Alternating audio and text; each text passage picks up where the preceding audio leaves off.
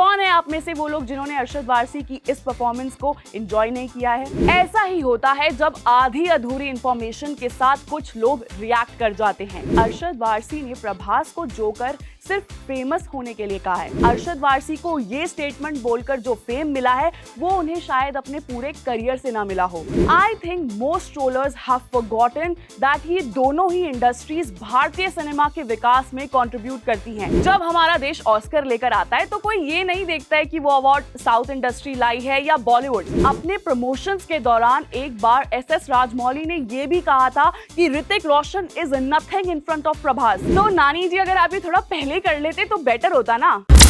आग वहीं लगती है जहां धुआं होता है, और इस मैटर में जिसके बारे में हम आज बात करने वाले हैं, इसमें तो भैया फुल फ्लेजेड आग भी थी और आग में घी डालने वाले भी। तो इस साउथ वर्सेस बॉलीवुड की वॉर को जरा लगाम देते हैं और जानते हैं कि अरशद वारसी के इस छोटे से रिमार्क को क्या इतनी पब्लिसिटी देना सही था या नहीं। नमस्ते and hello everyone, it's me Prisha and you are watching uncut.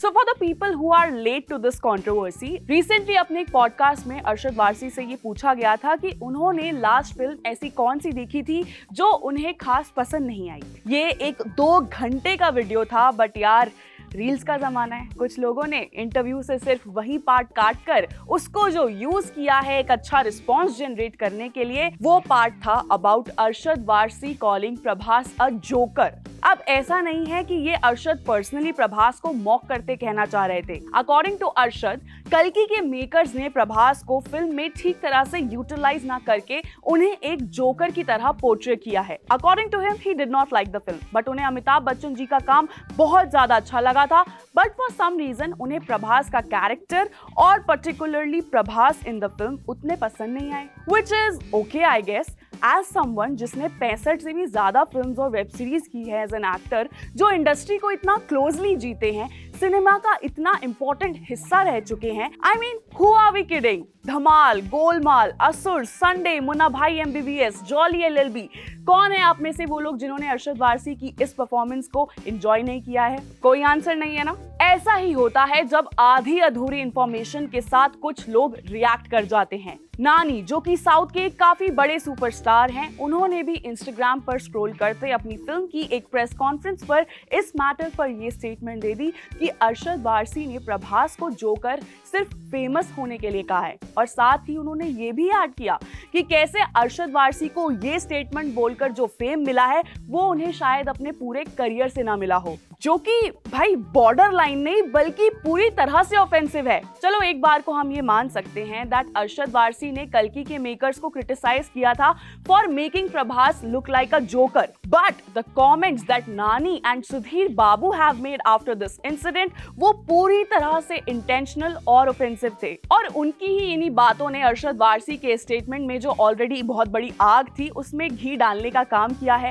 And now that ये मैटर थोड़ा सा आउट ऑफ हैंड्स चला गया, सोशल मीडिया पर audience south versus Bollywood teams में बढ़ चुकी हैं। I think most trollers have forgotten that ये दोनों ही इंडस्ट्रीज भारतीय सिनेमा के विकास में कंट्रीब्यूट करती हैं, और मुझे आपका पता नहीं, but for me the Indian cinema is what matters the most. जब हमारा देश ऑस्कर लेकर आता है तो कोई ये नहीं देखता है कि वो अवार्ड साउथ इंडस्ट्री लाई है या बॉलीवुड, सब मिलकर ऑस्कर की जीत को सेलिब्रेट करते हैं, because that is the power and love we hold as Indians. और जो सच में सिनेमा से प्यार करते हैं और असली इंडियंस हैं, वो इन फालतू मुद्दों को कभी भी उतना वेटेज देंगे ही नहीं, जिसमें से सबसे पहले आते हैं आपके प्रभास और अरशद वारसी खुद।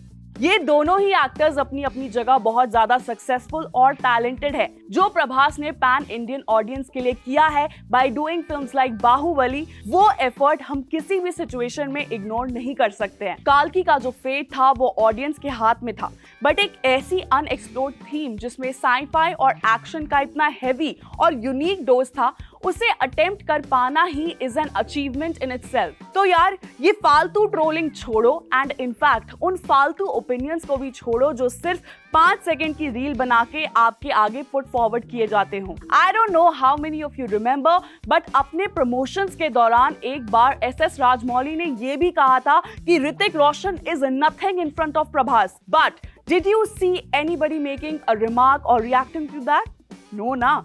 क्योंकि राजमौली ने कुछ टाइम बाद खुद ही उस चीज की माफी मांग ली थी, ये कहकर that it was a baseless statement. और ऐसा ही एक रिग्रेट अब नानी को भी हो रहा है, जिन्होंने अपनी रीसेंट स्टेटमेंट में ये कहा है कि उन्होंने पूरा वीडियो देखने के बाद अपना पर्सपेक्टिव चेंज कर लिया है। तो नानी जी, अगर आप ये थोड़ा पहले कर लेते तो बेटर होता ना। And to add to that speech, ये वाली स्पीच, अगले 5 साल में पूरा हिंदुस्तान को बॉलीवुड हॉलीवुड पूरा रूलिंग करेगा हमारा तेलुगु पीपल।